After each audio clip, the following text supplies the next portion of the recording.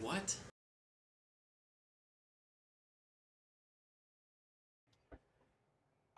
Good morning, ladies and gentlemen. Welcome back to the Dean Callan Show. Today I have a very special show for you.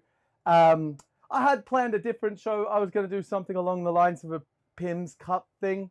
And then it's really interesting that I was thinking Pim's Cup and I couldn't find a good cucumber. And, you know, best piece of advice about a Pim's Cup is if you can't find a good cucumber, don't make a Pim's Cup. Okay? It's as simple as that. It's like the cucumber in a Pim's Cup is like the pineapple in a pina colada. If you got shit pineapples, don't make pina coladas. Don't try to cover for it. Just don't make them, right?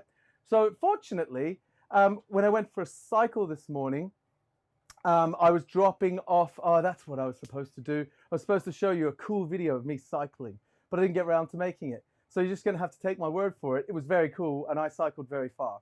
But I cycled to drop off the little samples that I'm using for, well, the show on Friday to the legends that are Joe Wodsack, Dominic Wisson, and Hadrian. So Hadrian's back again, and Joe are back again, doing cocktails again. There was too much fun not to have back. Hopefully Joe's going to feature his teddies. And when I went to meet Joe, he kindly gifted me one of these.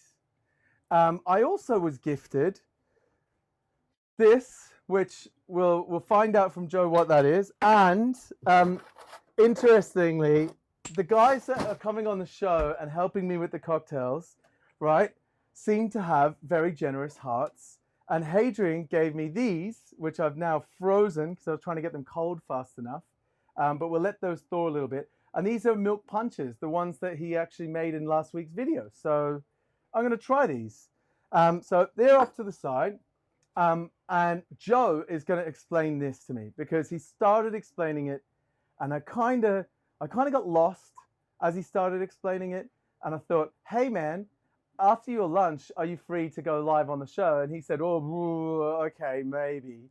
And his wife kindly let him, which was very nice because she was there. I kind of put him on the spot, ladies and gentlemen.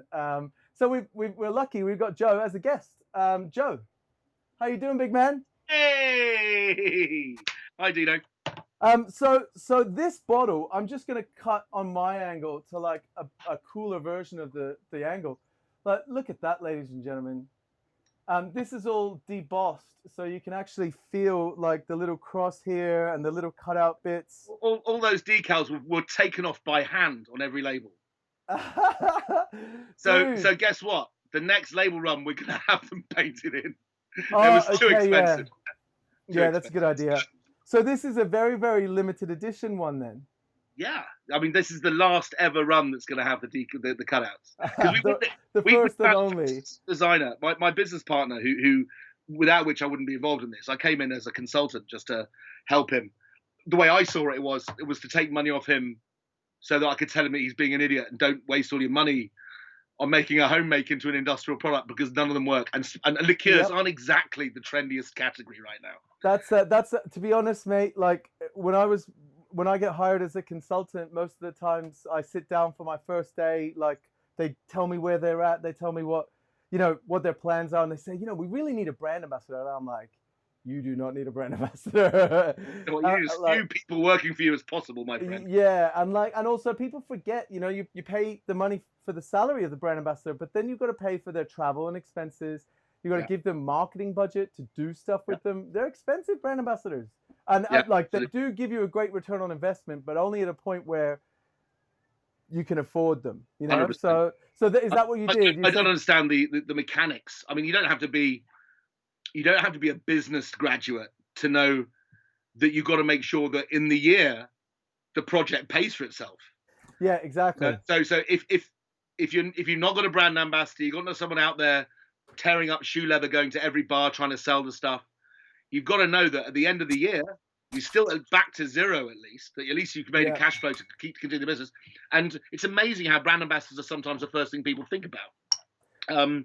I guess it's the first thing people think about because it's what they see they see that a lot in the competition that they're gauging. Like they gauge their competition. They see brand also, it's you really have to be honest with yourself what your plan is with the project.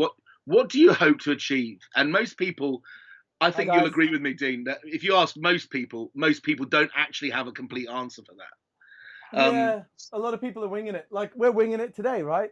Yeah, right. What were we gonna do? Like, are This is you gonna talk back me of the through cocktail dude. how this is made? Okay, so this is we Can I buy can I a can gin. I taste it also? Yeah, While please, please, while you please, do please. that? So yeah, just pour yourself one.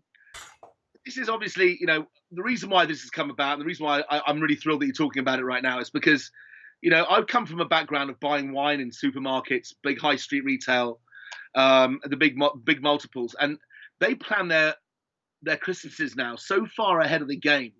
They Yeah, can't even really tell what's yeah. going to be trendy throughout the year. So you get big supermarkets which have all the power, all the buying power, all the money, all the opportunity, people banging their door down to try and get their products onto their shelves, and they're making second rate at best guesses about what's going to be cool next Christmas. And what happens is during that summer, I mean, the big thing was when like gin finally exploded like 10 years ago, 8 years ago, when Sipsmith kind of started this regeneration of interest in spirits at all, and made white spirits valuable. The supermarkets were kept with a caught with their trousers down for like 2 years before they got their shit together. But no, this product is basically I'll tell you how it started. Okay, there's two things here. There's Tom Lester and the story, which is on the label, It's and there's me it making smells the gin product inside. shrubby, like a really good gin shrub. Yeah, so this is made from high quality gin. We're making a liqueur, so there's really no point us buying a overproof or a navy strength. We're buying it at 37.5. Very, very clean. And what we've had to do is we've had to reverse engineer the gin so that it comes out okay at the end. We started off with a standard quality gin from quintessentially Joan from Greenall's, I think was the gin I used. And at the end we went, okay, so this is a little bit out of place.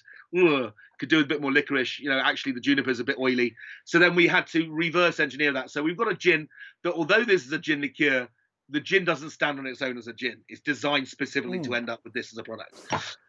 So in there is 2,000 hand-peeled Amalfi oranges, Okay. 4,000 hand-peeled Amalfi lemons, 150 kilograms of hand-ground winter spice with a mortar and pestle. That's a lot of spice. Okay. To make this was to make 3 batches, about 4,000 or 5,000 bottles. We use PX raisins, we use currants, we use sultanas, we use raisins which I specifically get from Turkey because they're tannic and they add a little extra to it. The reason why we peel it by hand is because we know that orange has a pith that's very attractive and actually is tannic, not bitter. Yeah. But then it's got lemon pith, which is foul, so you can't have any of that. So the level of peeling is essential. There's no machine out there unless we were going to design one that's going to do it. So we sit there in front of the cricket and just get RSI peeling the lemons all day. We're doing on Thursday. We've got 500 more lemons coming from the Amalfi. So you're flying them in from the Amalfi Coast, because I've walked along them the Amalfi directly Coast. from Citrus Grove to Hammersmith House. Wow. And while I'm on that subject, anybody out there watching, if you're around on Thursday, I know I've already offered it to Dean, we're going to have like 25 trays of the world's best organic lemons, where we've only taken the rind. So if anybody wants to get some lemon juice, freeze it for sorbets, sorbettos, for using it as a base for a drink, or wants to freeze down some lemon juice for a brand, I should have mentioned it to JJ maybe. Look, just contact me, and it's yours. It's free. But we're talking 2,000 quid's worth of lemons. We only use the rind. So what do you think? Isn't it good? So is it a straight infusion? And it's a straight infusion. There's no percolation. There's no basket or carter head distillation. It's basically a clean gin where everything's gone in, and we do it in 80-litre plastic bins because each one is very slightly different. So we realised we can't make it in one batch. It's too risky. Okay. But we blend them together. And it's been steeped for anywhere between some bits for about 4 weeks up to about 3 months. Wow. We now use fresh ginger instead of powdered ginger. I think that's a definite upgrade. So this takes a lot of labor and time, and it's ridiculous. If you started off with it, we're in the liquor business. If you've got somebody, I don't know, like as making a spiced rum like Sailor Jerry or something, the cost of goods inside the bottle before tax, I'm guessing it's under £1.50. But they're making decent money per bottle. And they've got to pay the tax as well. So like how I don't want to ask you how much the cost of goods are, but what's the expected sale price? The sell price, we did really well last Christmas, coming in very late, and we sold it through Master of Malt, Whiskey Exchange, the regular online fitters, and a few wine merchants, Lee and Sandeman in West London, Cambridge Wine Merchants, and we managed to get rid of 3,500 bottles in 2 months. I don't know how we did it. Nice. It looks great. That's why. Yeah, it looks fantastic. Like, it's it looks, 35. It's especially ahead of between 30 Christmas. and 35 pounds for a half litre. So we have to let people taste it, because nobody's going to look at that. You know, when you see it's liqueurs, tasty, man. It's really tasty. you're in a natural trust, like tea garden or garden centre, and there's a row of 14% really disgusting little liqueurs. We don't want to be associated with that. Is there like a clovey, all spicy sort of flavour to it? Because it's got a mouth numbing. It's what? There's both cloves, allspice. It hasn't got Sichuan. What we did was we used to grind the spices. We've now learned, to our detriment, but first of all, through production, because the filtration became our biggest problem. We had a product that tasted amazing, but we couldn't get the crap out because we were grinding nutmeg and cinnamon into this powder, which if it went to any filter, blocked it. So we ended up using filters from Oxfam, from Christian Aid, which they use in America for like filtering cholera out of water. You put rhino shit in one end and white water comes out the other. And we were using cellulose paper filters, which we had to throw out each one. Okay, like a reverse osmosis type thing. Like an RO machine, but it just got blocked after 50 bottles, so you couldn't use a metal one. Yeah. Okay. Very cool. So now we're using whole spices. The drink has got a much better shine. It's got more gloss. We bentonite it to make it really, really pretty before we put it in the bottle. I'm trying to think of what I would make with it. Now, our signature drink is, which tastes great. Winter Negroni. Yeah, up and down. Just third, Cocchi, Campari, that. And what I like to do, because it's got some pectin in it, because it's kind of almost like a jam liqueur, we like to shake it because there's a lovely creamy head on the Negroni. And maybe squeeze a clementine into it or some orange, but whatever. But it works really well as a Negroni. What surprised us, and I think this was from, what was the name of the chap that used to have the loft in Clapham? Really, he'd make all sorts of amazing home makes. I'm feeling embarrassed that I can't remember his name. Italian name. Anyway, he makes this lemon myrtle liqueur. Yep. Which is very good. And he said to me, "You should try it in tonic." And I said, "This one, you beauty." Yeah, Haycock's. Yeah, nice. Haycock's. How good is it? So that's delicious, isn't it? And he made me realise something, and that is that tonic water, whether it's artificially sweetened or not, Campari and most Rosarios, Rabarbaros, and Vermouths have sugar levels in the 80 to the 120 grams per litre. Yeah, 100%. So, I'm sitting there coming from a wine background, trying to make a perfectly balanced drink with a really, really orchestral aroma. And I realised actually that even though it's a liqueur with about 80 grams per litre of sugar in it, that's the driest thing that goes in the drink, right? So if you mix it in with Campari and a good vermouth, it doesn't make it taste sweeter. It just makes it taste mellower. Wow. And that was a real eye-opener for me. So now I've started to play with much sweeter partners with it, like Luca's Delicious Italicus is lovely with it. What works very, very well to cut the sweetness in the drink is red port, ruby port. Okay. Which makes a great stirrup cup in winter. Just 2 shots of port to 1 shot of that, and it's a lovely hip flask drink. And as a result, I started thinking about pomegranate juice, because that has a very, very similar tannic structure to the raw tannins you get in ruby port. So we have a kind of a serve where we're using fresh pomegranate juice, like a sangrita with it, and it's delicious like that. Ooh, nice. So although it's a gin base, the gin is kind of the natural. We're trying to make it a substrate for all the other flavors. The other flavors are really much more important to us. But it's very mixable. So for me, there's elements of this. Do you know, I don't have any in the cabin because anytime I buy it, it disappears.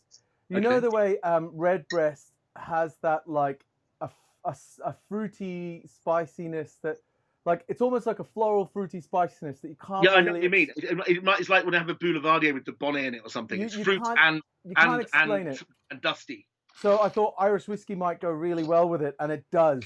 Like, so rather than I'm using this almost more as an alternative to the vermouth. So I've put the Campari. I've put the Martini bitter in. I put this in, and then I thought I'd put the Irish whiskey in, and it's like a boozier version to see how it goes.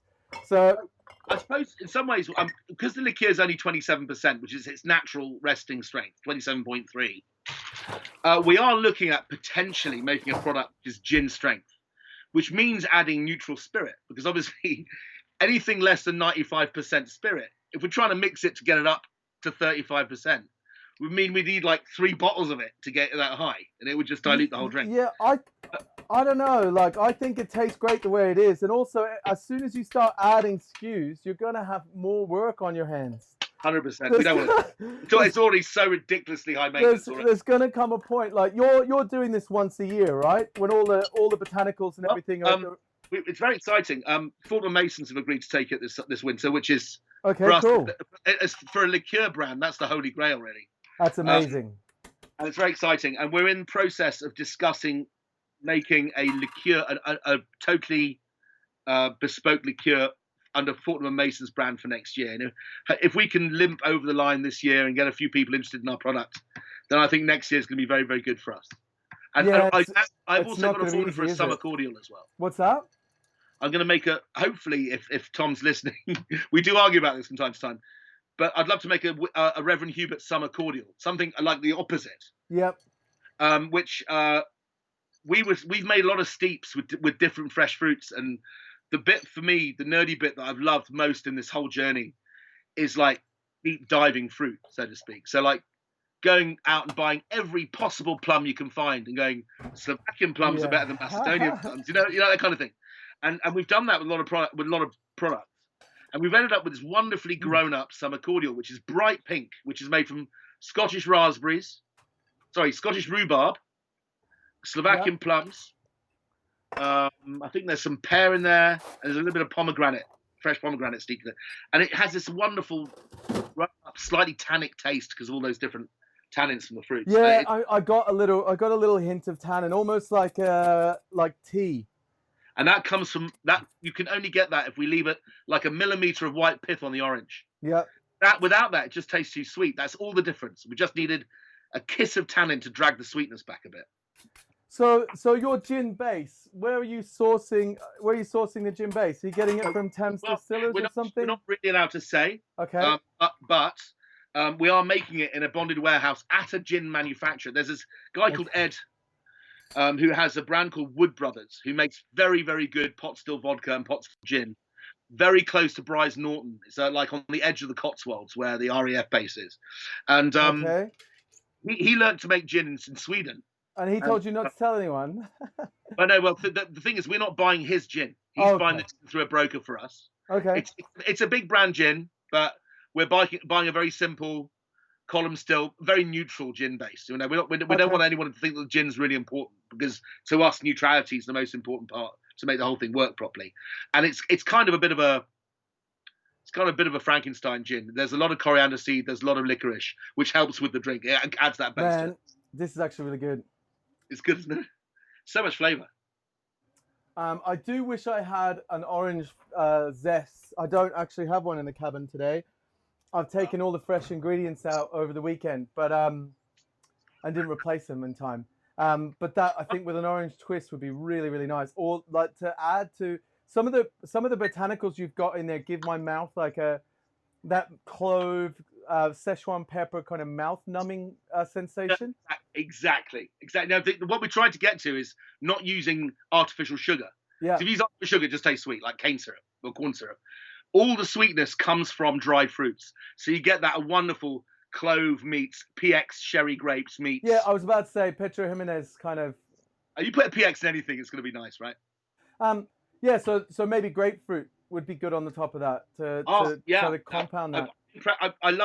I mean, I know it's a bit fancy, and I love those kind of slightly alien, really good things like pomelo, bergamot, yuzu. I'm going to try one more thing.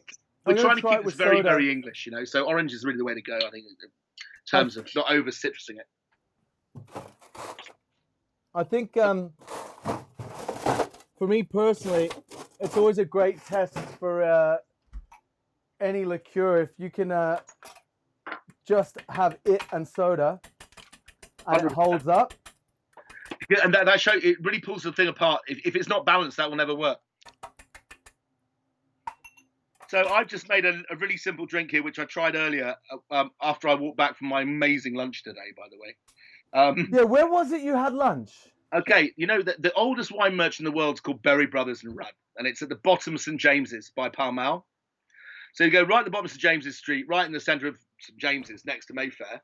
There's a wine merchant which started in, I think it's like 1698 or something. It's the oldest wine merchant in the world. Next to it is a restaurant where Gordon Ramsay got his first 2 Michelin stars. It used to be called Aubergine. Okay. Then it was turned to L'Orangerie, where Marcus Waring got his first Michelin star.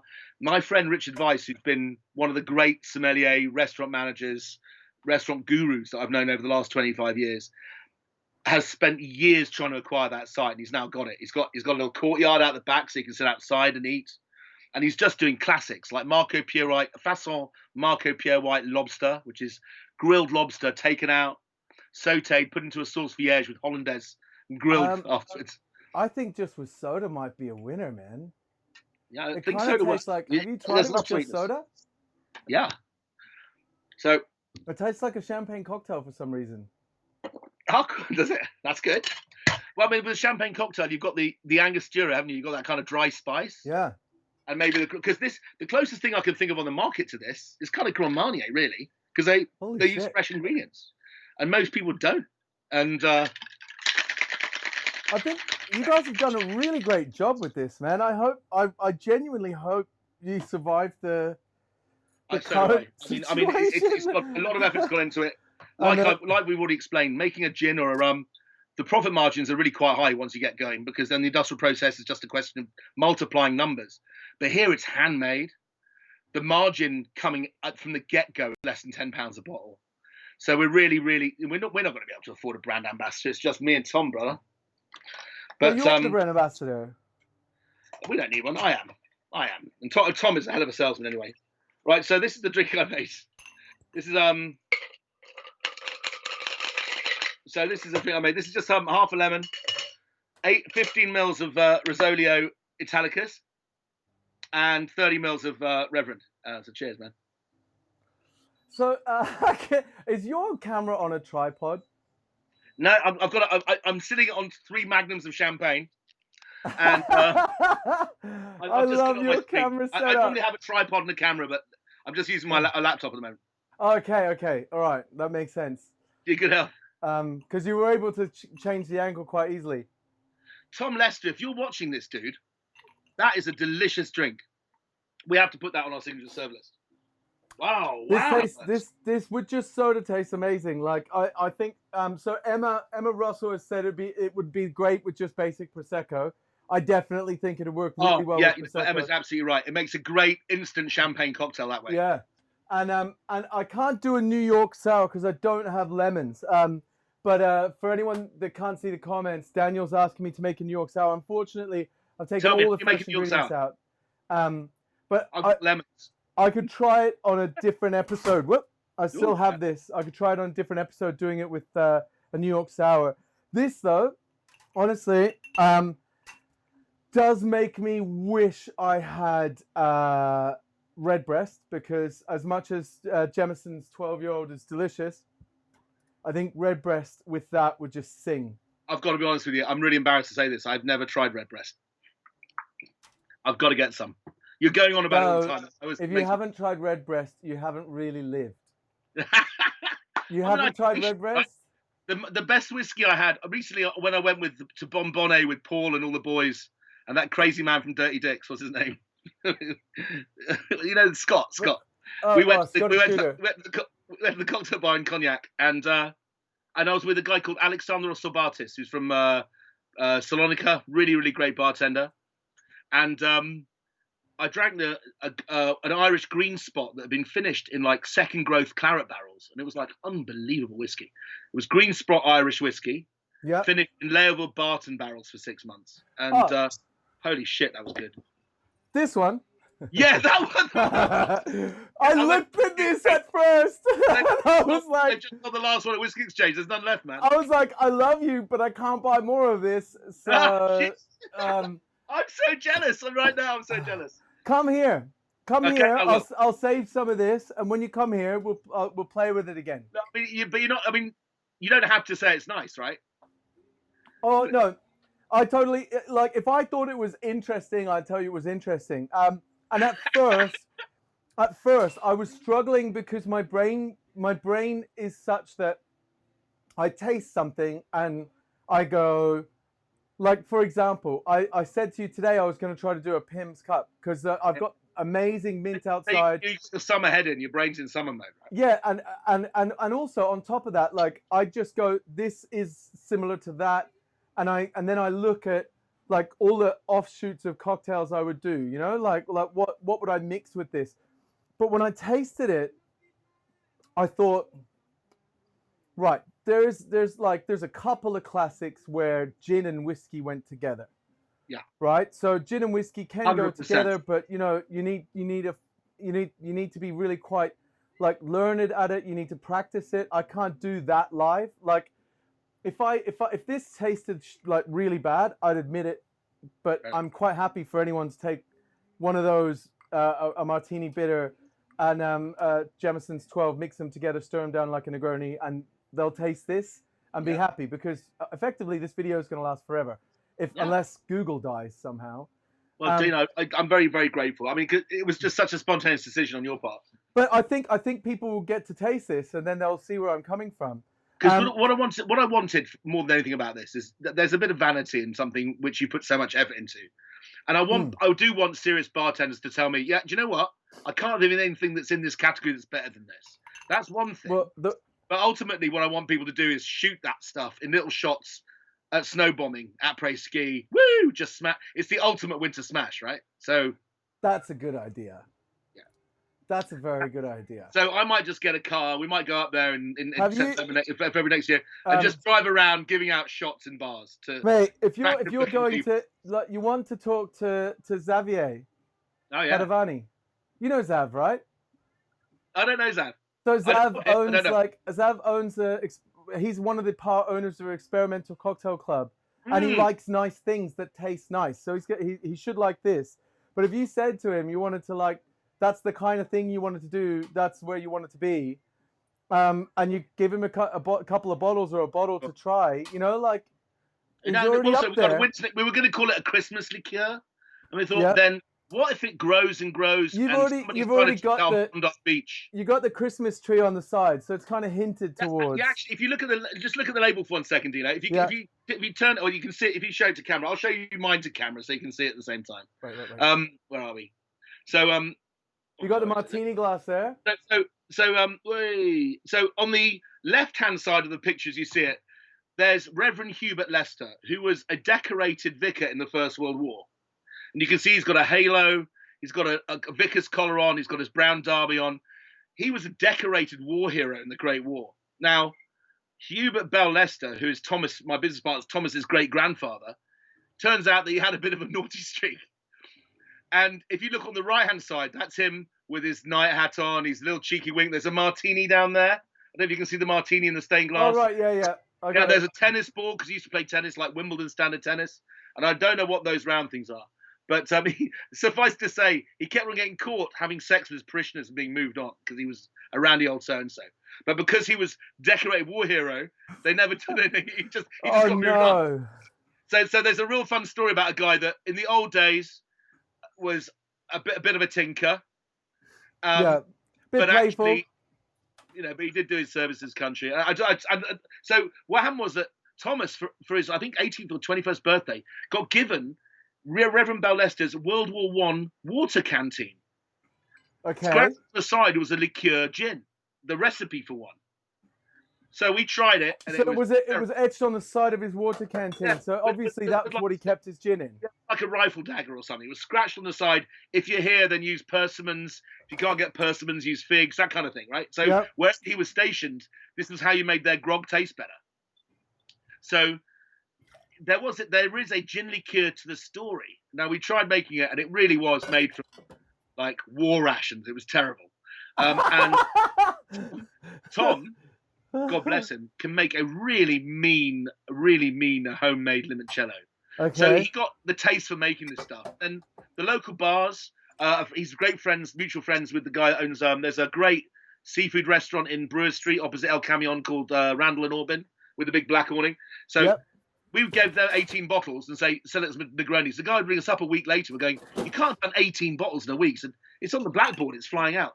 So that was the start of this whole process. So then my job was to be his cynic. Say, this is going to cost you more than you can imagine. This is a very, very risky business. Don't do it. 5 months in, I went, can I have a part of the business?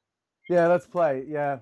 Let's play. Let's have some fun. It's a good origin story. I'm gonna there's titties on the bottle. That's what the 2 round things are. Pokemon balls. What are you talking about? Yeah, that's titties, man. Pokemon. I didn't design. So I don't know. I love that shaker, dude. I'm gonna make the closest thing I can with no lemon juice, New York sour.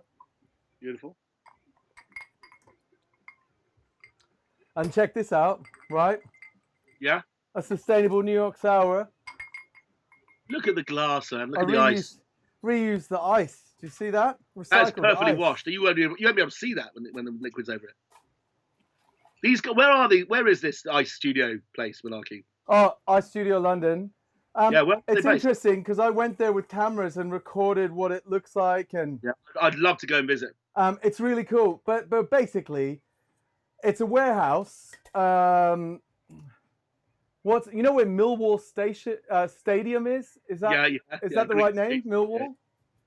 So it's next to that stadium, and I'm not gonna lie. When I pulled up there, it felt a little bit like, whoa, where are we? I'm thinking that so far east, I might get a nosebleed, man. But as soon as the boys came out and kind of met me, they're so lovely. Like, if you don't know Carlos, he's just the nicest guy. I just love that someone's taken something like this and raised it like that. Well, you know when Soul Fruits first started? No one was giving you different grades of fruit. Yeah, it's a shame actually that Soul Fruits were a bit ahead of their time, I think. It's a shame. They were brilliant. Well, he's doing ice delivery kind of 24 hours a day now. My God. And he's got money. He's got a giant freezer where you walk in and it's like minus 20 degrees and there's just racks of ice and pallets of ice. And then you go out into another area and I've got it all on camera, so I will do an episode at some point. And there's just Kleinbell, a Chinese version of a Kleinbell machine, like 14 or 15 of them. Jeez. And he's using London tap water, but he's using a reverse osmosis system to take all the impurities out of the tap water. Probably deionizing as well. Yeah. And then he's adding the like minerals back into it, so it's like clean spring water type thing, which is pretty standard. I'm gonna try this. So Daniel, this is the. So that's a New York sour. What did you put in there, my friend? I missed that.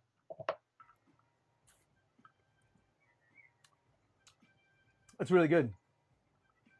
It's a nice looking drink. That's the best drink I've made with super sour. Ah, wicked. So just treating it like lemon juice. They come up really, really nice. I'm gonna mix it. Emma, when you come home, I'll make you an Italicus martini thing. It's delicious together. So that's actually really good, man. Thank you, Daniel. That's really good. Hits the spot. Daniel Kaiser. Kick up the Kaiser. Daniel Kaiser, yeah. He's a legend. Thanks, Dan. So can I'm going to close up the show at some point because it's already 45 minutes in or 40 minutes in. Time flies, dude. That actually. So I'm really proud to have got to taste this so early, man. Like, it's really nice. I think JJ just by accident the other night got a chance to taste it. There's you and him. I haven't shown it to anyone else yet. So you're saying put it in the fridge and pour it out as shots, right? Yeah. The thing is, it's not strong enough to go in the freezer. Okay. Yeah, I know that. That's why I said fridge. But yeah, just remember Bono's Schloss, the skis. Just rack out the drinks into some shot glasses.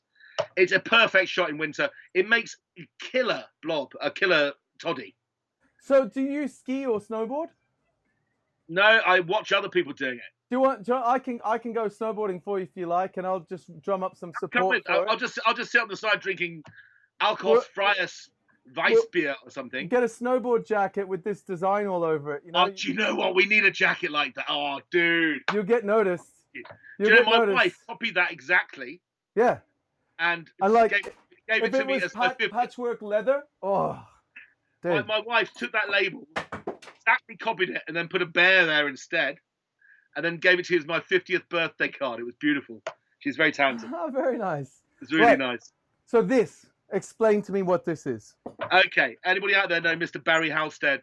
Barry Halstead's a legend. Everyone knows Barry. Barry knows how to swing with the big boys. I heard this hilarious story he was telling me about Don motherfucking Johnson, one of the biggest, most garish and rich gamblers in the world, who basically, he was following him all over Europe with a Nebuchadnezzar of Armand de Brignac, this £250,000 bottle of champagne. And he has to be there before the guy arrives. I want to open it. I want to be here. This casino, that casino, Tokyo Joe's, China White's. And he was just running around with this one bottle in a taxi waiting till the guy turned up. When he eventually turned up, he gave everyone a glass. It was only like a third empty. And he just walked out and left the bottle of champagne there. $250,000. What? Yeah, it's great to ask Barry about the Armand de Brignac story. It's hilarious. But Barry has a couple of other really cool brands right now. They're coming in through Cellar Trends. Yeah. You've got Bumbu Original, which is easily the tastiest spiced rum. Do you agree? I mean, it's just delicious. It's like drinking Benoni pie. I lost mine. This fella.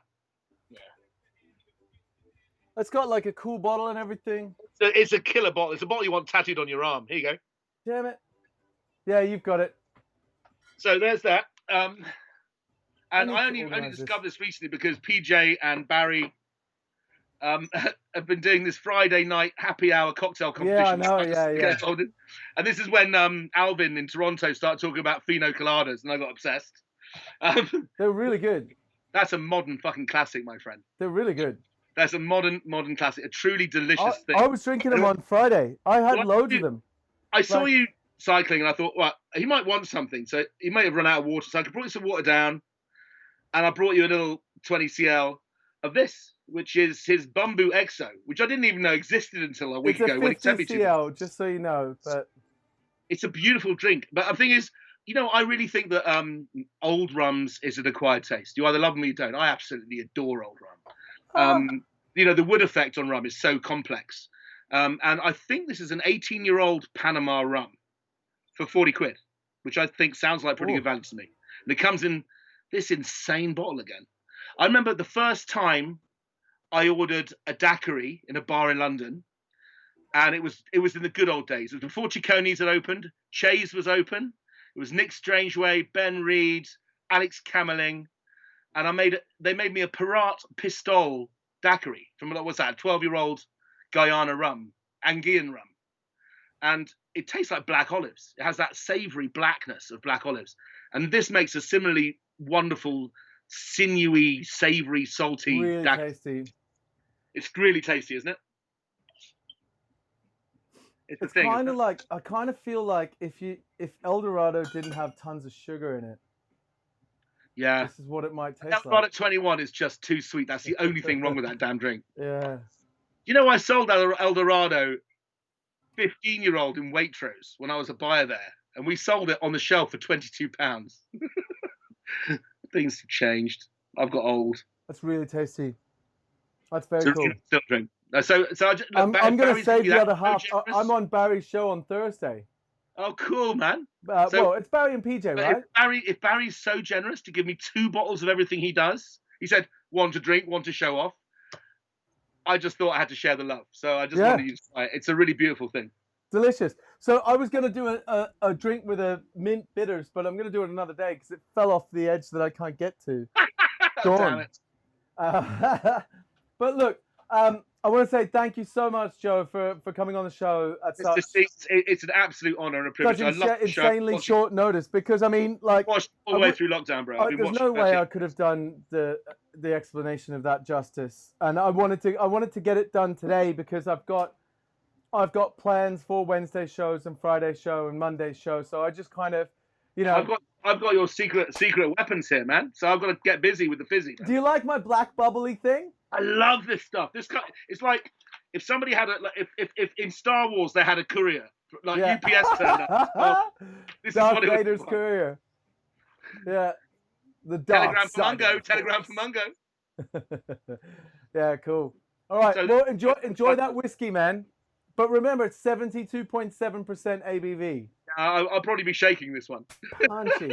So when do I need to get that to you by, the video? Friday at midday. We're doing it next Wednesday, right? No, Friday. This Friday. This Friday. I'll get it to you. I'll do it on Wednesday. All right. Cool, man. Thank you so much. Love you, brother. Thank you so much. Thank you so much for showing me love to Reverend HUBERT as well. Of course, man. Tasty. So it's like if you buy it from us, I think it's like 25 quid trade or something. Okay, cool. You don't say that on television. No. It's basically there's always a deal somewhere. If you go on Master and Malt, it's already £5 off retail anyway. Okay, cool. All right. I'll speak to you soon, brother. Thank you. Cheers, Dean.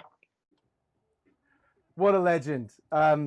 This stuff, like, genuinely delicious. It's got depth, it's got complexity, you can taste the spice coming through, but more importantly, it doesn't taste like gin with a bunch of stuff added. It tastes like Reverend HUBERT's winter gin spice. It tastes like one flavor, which is really important. I didn't get to ask him how shelf stable it was, but I don't think it matters. Once you open it, you'll finish it. It'll be pretty quick.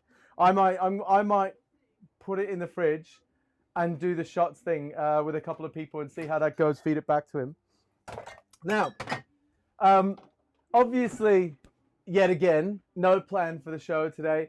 But you know that's going to change. I'm going to start making more and more plans.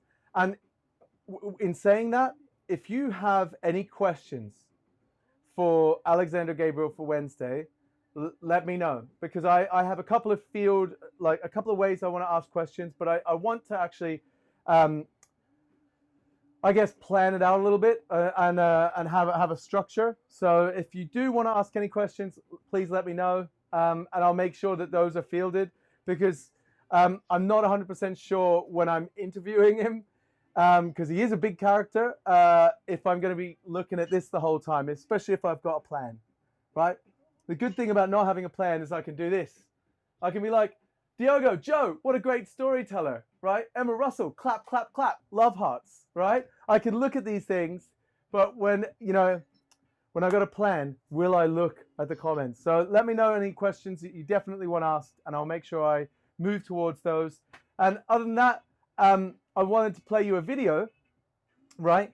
So this is the Dean Callan Show. I do things like the Dean Callan Show way, but in the future, I want to start making videos of how to make cocktails, and I want to make informative videos. And I kind of think to myself, the best way for me to kind of fund the show is to start making a combination of these informative, genuinely well thought out, structured videos on classics and stuff like that. And I haven't started doing them yet. And combine those with some videos of, like, stuff that looks good for Instagram that might get me some likes. And I looked at, like, stuff that looks good for Instagram and might get me some likes today. And you know what? Like, let me know what you think of this.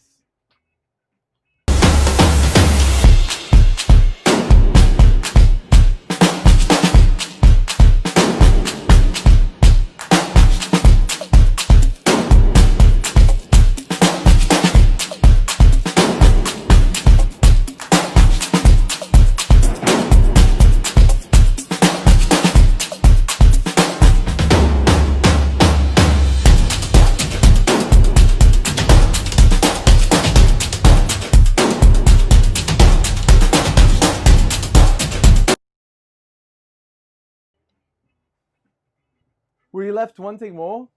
I was like, this could be interesting, but that had like 700 comments with like, amazing, I'm totally making one of those, this is the best video ever. And I thought, I could start making those, or maybe I might not. It's been a pleasure. Take care. See you Wednesday. Send me some questions.